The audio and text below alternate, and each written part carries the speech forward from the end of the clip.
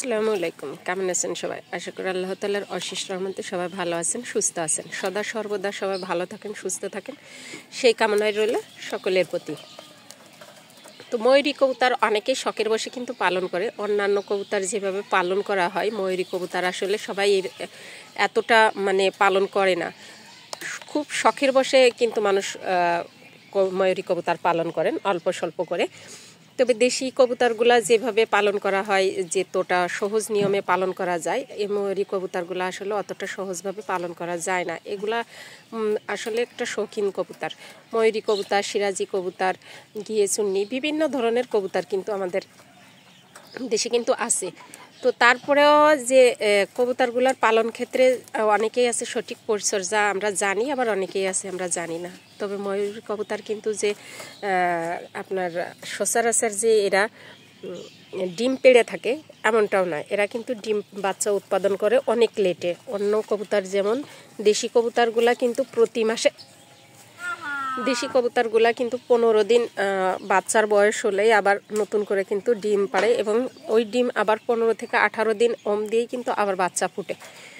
কিন্তু ময়ূরী কবুতরের ক্ষেত্রে কিন্তু সম্পূর্ণই ব্যতিক্রম এবং ভিন্ন। ময়ূরী কবুতর অনেক লেটে ডিম পাড়ে এবং বাচ্চাও অনেক কম ফুটায়। আবার কিছু সময় আছে যে দেখা যাচ্ছে যে 2টা ডিম পাড়ছে, একটা বাচ্চা ফুটছে। আবার 2টা ডিম পারলেও অনেক সময় দেখা যাচ্ছে বাচ্চা 2টাই ফুটে যায়, আবার অনেক ক্ষেত্রে আছে যে ফুটে না। তো ময়ূরী কবুতরেরও কিন্তু আপনার অন্যান্য যে কবুতরগুলা বা যে সকল পশু পাখিগুলার জন্য চিকিৎসা আছে, ময়ূরী কবুতরেরও কিন্তু সেই সেম চিকিৎসা আছে। এদেরও কিন্তু ভিটামিন, ক্যালসিয়াম, খাদ্য খাবার সব কিছুরই কিন্তু প্রয়োজন পড়ে। এবং এরা বেশিরভাগ কিন্তু খায় হচ্ছে আপনার মিক্সার খাবার। মিক্সার খাবারটাই কিন্তু সাধারণত এদের দেওয়া লাগে। তো মিক্সার খাবারে এরা খেতে বেশি অভ্যস্ত। মিক্সার খাবারগুলো প্রতিনিয়তই, আর এই মিক্সার খাবারের সাথে আর একটা খাবার, শুধু যে মিক্সার খাবার দিয়ে পালন করতে গেলে কিন্তু একটু খরচটা বেশি হয়। কিন্তু খরচ বেশি হইলেও কিন্তু একদিক থেকে ভালো হয়। আবার এর সাথে যদি ইচ্ছা করেন যে আপনারা মিক্সার খাবার পাচ্ছি না, তাহলে একটু চাউল বা গম মিক্সার করে দিতে পারেন। এটা নিজেরাই বাসায় কিন্তু তৈরি করে দিতে পারেন। এর মধ্যে, এই মিক্সার খাবারের মধ্যে সূর্যমুখীর বীজ, ভুট্টা ভাঙা, ডাউল, গম, বিভিন্ন ধরনের কিন্তু খাবার আছে, একসাথে কিন্তু করে তারপরে দেওয়া। তো এদের আর এই ডিম পাড়ার জন্য, যে বাচ্চা ফুটানোর জন্য তো অবশ্যই তো ঝুড়ি তো দেওয়াই লাগবে, কারণ ঝুড়ির এরাই এর মধ্যেই ডিম পাড়বে, এর মধ্যেই বাচ্চা ফুটাবে। তো যাই হোক, এদের যে ওষুধগুলা, সেই ওষুধগুলা দিলে কিন্তু সঠিকভাবে আমার মনে হয় অন্যান্য কবুতরের মতো এতটা দিবে না। তবে যাই হোক, এরা কিন্তু ক্যালসিয়াম এবং ভিটামিনটা করানো এদের প্রয়োজন, আর এটা করালে কিন্তু এরা ডিম বাচ্চা কিন্তু দিবে সহজেই। তো এর জন্য কিন্তু আমি এই যে সেলটা নিয়ে আসছি এই কবুতরের জন্য। আমি এখন এই সেলটাই কিন্তু আমি এই কবুতরকে দিব। তো সেল দিলে এটা দেখা যাচ্ছে যে এই ওষুধটা দেওয়ার কারণে এদের যে দ্রুত এরা মিটিংয়েও আসবে, ডিমও দিবে, ডিমও পারবে, এবং এদের যে ডিম বাচ্চা গুলা ভালো হবে। অনেক সময় আছে আর সাথে দিব হচ্ছে যে ক্যালসিয়ামটা। তো আজকে আমি সেলটাই দিব, ক্যালসিয়ামটা পরে দিব।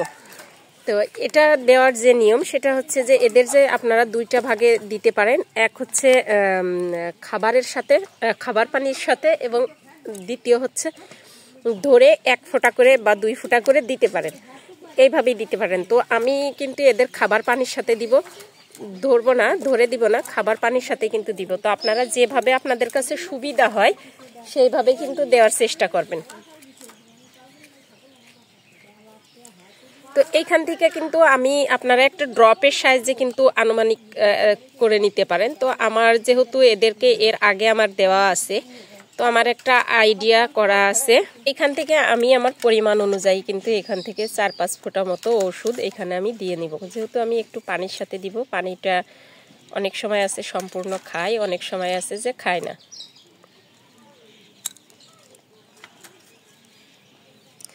তো এটা যে দেওয়া হলো, এটা এইভাবে কিন্তু আপনারা এই কোর্সটা 1 মাসের একটা কোর্স এটা করাবেন। আর এটা দিনে কিন্তু 1 বার দিবেন। অনেকেই বলেন যে আপু কয়বার দিব দিনে? তো এই পানিটা কিন্তু দিনে 1 বার দিবেন, অর্থাৎ ওষুধওয়ালা পানিটা। আর এটা খাওয়া শেষ হয়ে গেলে তখন আবার সাদা পানিটা দিবেন। আর যদি মনে করেন যে না এটা আমাদের কাছে ঝামেলা মনে হচ্ছে, তাহলে কবুতরগুলোকে ধরে প্রত্যেকটা কবুতরে 2 ফোঁটা করে দিয়ে দিবেন। তো সিরাজি কবুতরের ক্ষেত্রেও কিন্তু সেম, ময়ূরীর যেভাবে দিবেন সিরাজিরও সেইভাবেই দিবেন, একই নিয়মে দেওয়ার নিয়মটা। তো এই যে ওষুধ দেওয়ার আগে কিন্তু অবশ্যই আপনারা এই পানির পটটা কিন্তু একটু বাইরে রাখবেন, পানির তৃষ্ণা যাতে লাগে সেই ধরনের একটা করে রাখবেন। কারণ আপনার পানির তৃষ্ণা যদি না লাগে তাহলে কিন্তু পানি যদি অল টাইম খেতে থাকে তাহলে এরা কিন্তু পানির সাথে দিলে কিন্তু খাবে না, আর ওষুধটা ফুরাতে দেরি হবে। আর যদি একটু বের করে রাখেন পানির পটটা, বের করে রেখে আমি যেমন বের করে রাখছিলাম এখন দিলাম, আর এই সাইডে খাবারটা দিয়েছি, তো ওরা কিন্তু পানি এবং খাবার দুইটাই খাবে। এই যে আমি যে ওষুধটা দিয়ে রাখছি সেটাই যে এখন ওরা কিন্তু সুন্দরভাবে খেয়ে নিচ্ছে। আর এটা খাওয়ার কারণ এরা কিন্তু পানির জন্য তৃষ্ণার্ত ছিল, যার ফলে আমি এই ওষুধওয়ালা পানিটা দেওয়ার সাথে সাথে কিন্তু এরা খেয়ে নিচ্ছে। তো আপনারা যেটা করবেন সেটা হচ্ছে যে যদি ওষুধের সাথে পানির সাথে যদি ওষুধটা দিতে চান তাহলে পানির পটটা কিন্তু একটু বের করে রাখবেন খাসির ভেতর থেকে, এবং কিছুক্ষণ পর খাবার খাওয়ার কিছুক্ষণ পর এই পানির পটের মধ্যে আবার একটু পানি দিয়ে ওষুধ দিয়ে এভাবে দিয়ে রাখবেন। তো এরাই যে ওষুধ পানি দুইটাই কিন্তু খেয়ে নিচ্ছে, অর্থাৎ এদেরকে কিন্তু আমার ধরে খাওয়াতে হলো না বা এই ধরনের কোনো ঝামেলা পোহাতে হলো না। তো এই ওষুধটা দিলে এর ফলে হবে কি যে এরা কিন্তু দ্রুতই ডিমে আসবে, আর ডিম বাচ্চা আল্লাহর রহমতে হয়তো বা আশা করা যাচ্ছে যে ভালোভাবে পাওয়া যাবে। দেখা হবে অন্য কোনো ভিডিওতে, সে পর্যন্ত সবাই ভালো থাকবেন, সুস্থ থাকবেন, আল্লাহ হাফিজ।